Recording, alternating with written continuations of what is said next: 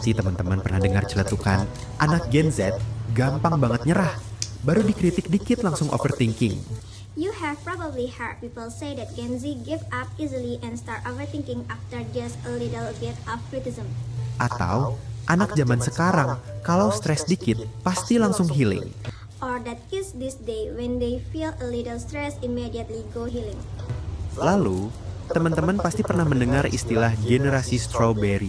Generasi yang kelihatannya cantik di luar tapi rapuh ketika menghadapi tekanan. And you have probably heard of them strawberry generation, a generation that looks nice on the outside but is fragile when facing pressure. Kenapa ya Gen Z sering banget dicap lemah sama generasi yang lebih tua? Why is Gen Z so often labeled as weak by older generation? Atau hal ini terjadi karena adanya benturan nilai antar generasi? Or is this happening because of the class of values between generation? Di video kali ini, kita akan jelajahi sisi psikologis dan sosial di balik label lemah ini. In this video, we'll explore the psychology and social sides behind this weak label. Kunawala akan memandumu untuk memuaskan rasa keingintahuanmu. I Nawala will guide you to satisfy your curiosity. Pertama, kita harus pahami dulu, Gen Z tumbuh dalam lingkungan yang sangat berbeda dengan generasi baby boomer atau Gen X. First, we need to understand that Gen Z grew up in an environment very different from baby boomer of Gen Z. Gen X. Label lemah yang sering disematkan ke Gen Z itu sebenarnya muncul dari perbandingan gaya hidup antar generasi. The label of weakness often given to Gen Z actually comes from comparing the lifestyle of different generations. Generasi baby boomer dan Gen X tumbuh di era yang keras. Baby boomers and Gen X grew up in two eras. Stabilitas ekonomi sulit, informasi terbatas, dan harus kerja keras untuk bertahan. Economic stability was difficult, information was limited, and they had to work hard to survive. Sementara Gen Z tumbuh di era digital. Meanwhile, Gen Z grew up in the digital era. Serba cepat, penuh informasi, dan di satu sisi, serba cemas. Everything is fast, overloading with information, and in many ways anxiety-inducing. Menurut Dr. Haim Ginott, dalam teori helikopter parenting yang banyak diteliti dalam psikologi perkembangan, generasi sebelum Gen Z sering dibesarkan dengan pola asuh yang lebih independen dan otoriter. Sementara banyak Gen Z yang dibesarkan dengan pola asuh. According to Dr. Haim Ginott and the helicopter parenting theory widely studied in development psychology, generation before Gen Z were often raised with more independent and authoritarian parenting styles. Yang dibesarkan dengan pola asuh yang lebih protektif dan fokus pada harga diri atau self-esteem. Meanwhile, many Gen Z individuals were raised with more protective parenting that focus heavily on self-esteem. Dari kecil, mereka terus didengar dan dilindungi. Since childhood, they were constantly listened to and protected. Ini bagus untuk membangun kepercayaan diri. This is good for building confidence. Tapi di mata generasi lama yang terbiasa tahan banting, ini bisa terlihat seperti manja. But to older generation who are used to being took, this may look like being spoiled. Nah, karena cara hidup dan pola asuh yang berbeda ini, maka cara menghadapi masalah tiap generasi pun beda juga. Because of this different lifestyle and parenting styles, each generation also handles problems differently. Tapi bedanya ini sering disalahartikan sebagai tanda kelemahan. But these differences are often misunderstood as signs and weakness. Yang kedua, menurut penelitian dari The American Psychological Association tahun 2022, Gen Z adalah generasi paling cemas dibanding generasi lain. Second, according to a 2022 study by the American Psychological Association, Gen Z is the most anxious generation compared to others. Hal ini disebabkan karena Gen Z adalah generasi digital native. Mereka tidak pernah mengenal dunia tanpa internet. This is because Gen Z is digital native generation. Tanpa internet. They never know a world without the internet. Tekanan di dunia maya, seperti cyberbullying, FOMO atau fear of missing out, dan standar kesuksesan yang tidak realistis adalah tekanan yang nyata dan tidak dialami generasi sebelumnya dalam bentuk yang sama. Online pressures like cyberbullying, FOMO of fear of missing out, and unrealistic standards of success are real pressures that previous generation did not experience in the same way. Jadi ketika Gen Z terlihat stres karena media sosial, generasi sebelumnya mungkin menganggapnya sebagai masalah yang tidak nyata. So, when Gen Z seems stressed because of social media, older generation may see it as unreal or trivial problem. Selain itu, Gen Z lebih sadar akan krisis global seperti pandemi, resesi, dan perubahan iklim bikin masa depan terasa nggak pasti. Besides that, Gen Z is more aware of global crises such as pandemics, recessions, and climate change, making the future feel uncertain. Jadi, bukan karena lemah, tapi karena beban psikologis mereka jauh lebih kompleks, terutama di era informasi yang nggak pernah berhenti seperti sekarang ini. Menariknya, So it's not the weak, but the psychologist burden is far more complex, especially in today's non-stop information era. Gen Z justru dikenal sebagai generasi yang lebih sadar kesehatan mental. Interestingly, Gen Z is known as a generation that is more aware of mental Kalau health. dulu stres dianggap hal biasa, sekarang mereka berani ngomong, "Aku butuh bantuan, aku butuh istirahat." Menurut riset dari Verywell Mind, In the past, stress was seen as normal, but now they dare to say, I need help, I need a break. Menurut riset dari Verywell Mind dan Harvard Health, Gen Z paling terbuka terhadap terapi dan self. According to research by Verywell Mind and Health, Gen Z is the most open to therapy and self-care compared to previous generation. Nah, buat sebagian orang tua, keterbukaan ini justru terlihat seperti kelemahan. Padahal sebenarnya ini bentuk kekuatan bahwa mereka berani menghadapi diri sendiri. Because they brave enough to face themselves. Dan menurut penelitian di Jurnal Psikologi Indonesia yang terbit tahun 2021, keterbukaan emosional ini justru meningkatkan resiliensi dan kemampuan beradaptasi terhadap stres. And according to a 2021 study in the Indonesian Journal of Psychology, this emotional openness actually increases resilience and adaptability to stress. Hal ini tentunya akan menyebabkan adanya benturan nilai antar generasi. This naturally leads to clashes of values between generations. Apa yang dianggap kuat oleh generasi lama belum tentu sama definisinya bagi Gen Z. What older generation considers strong doesn't necessarily match Gen Z definition.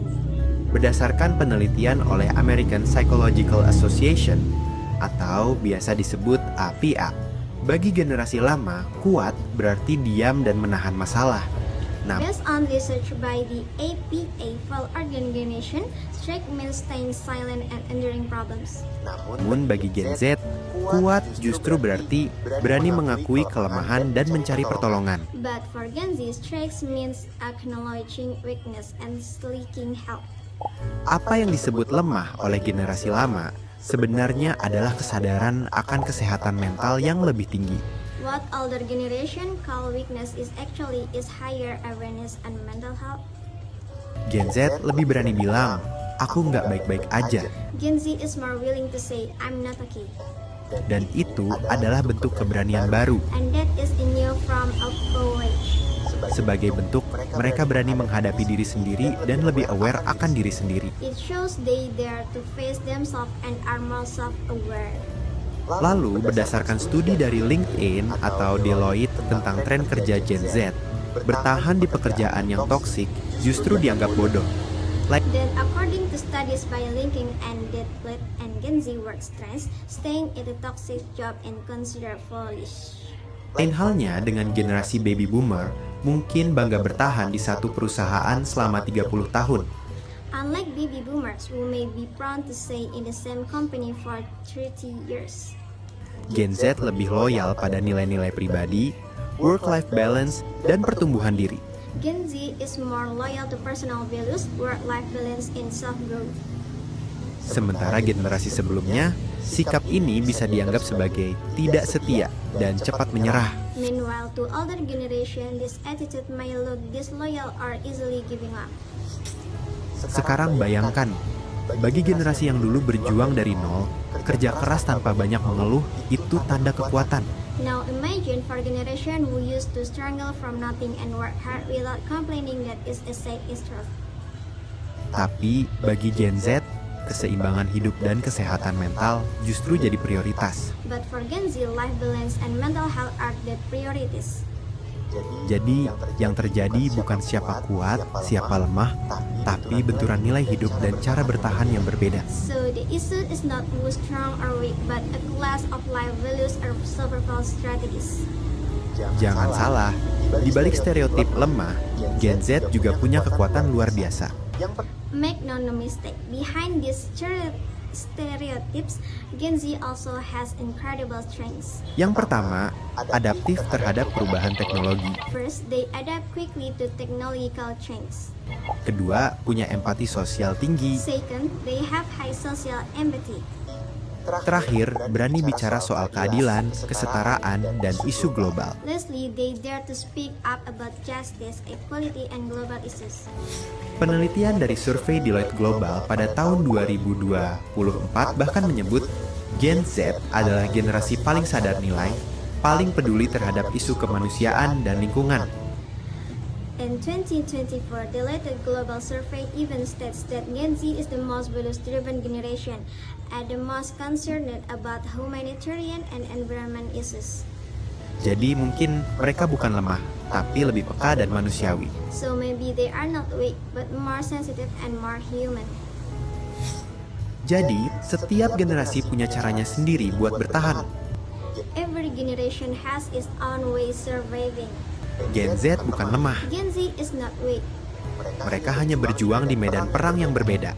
They are simply fighting on a different battlefield. Medan perangnya penuh dengan tekanan digital, ketidakpastian ekonomi, dan kesadaran akan isu-isu global yang membuat cemas. A battlefield filled with digital pressure, economic uncertainty, and awareness of global issues that cause anxiety. Sebaliknya, kita juga perlu memahami bahwa generasi sebelumnya dibesarkan dengan nilai survival dan ketahanan fisik.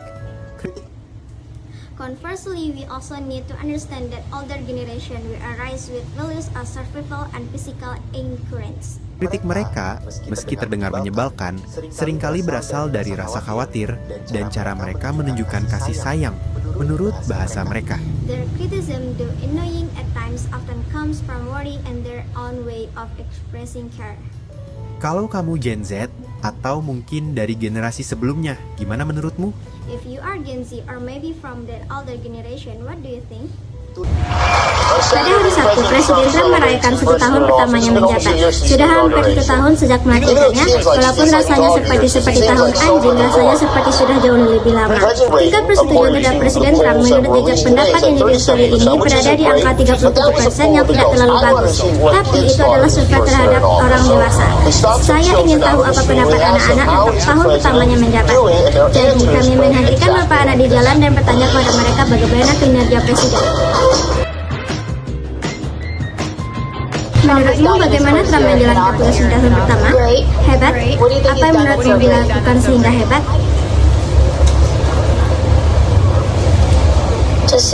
Menyelamatkan dunia. Dia menyelamatkan dunia dari apa? Dari harmoni. Menurutmu apakah Donald Trump bekerja dengan baik di tahun pertama sebagai presiden? Tidak. Kenapa tidak? Karena dia ingin membuat tembok di atas perbatasan San Mexico dan aku suka pergi ke Meksiko. Apa hal yang pertama kamu pikirkan ketika saya menyebut Donald Trump? Jari yang kecil dan wajah oranye. Apa hal terburuk yang dia lakukan? Aku pikir dia harus berhenti mengancam Korea Utara. Kenapa? Karena aku tidak mau perang nuklir. Apa hal pertama yang kamu pikirkan ketika mendengar Donald Trump? Gambar? Gambar tentang apa? Tentang putri-putri. Menurutmu dia pintar? Tidak. Kenapa tidak? Dia memperlakukan orang lain dengan buruk. Dan itulah kenapa aku tidak menganggap dia pintar. Apa satu hal yang baik kamu katakan tentang Donald Trump? Rambutnya lumayan keren. Menurutku, rambutnya keren. Rambut siapa lebih keren? Rambutmu atau rambutnya? Rambut. Donald Trump punya banyak julukan untuk orang lain seperti Kuket Herman. Kamu julukan untuk dia, muka putih, tuan tangan kecil, Cheetah. Bisa menyerukan gaya bicaranya? Ini akan hebat. akan membangun tembok dengan ukuran akan besar sekali. Aku akan membangun tembok yang besar. Cina. Oke,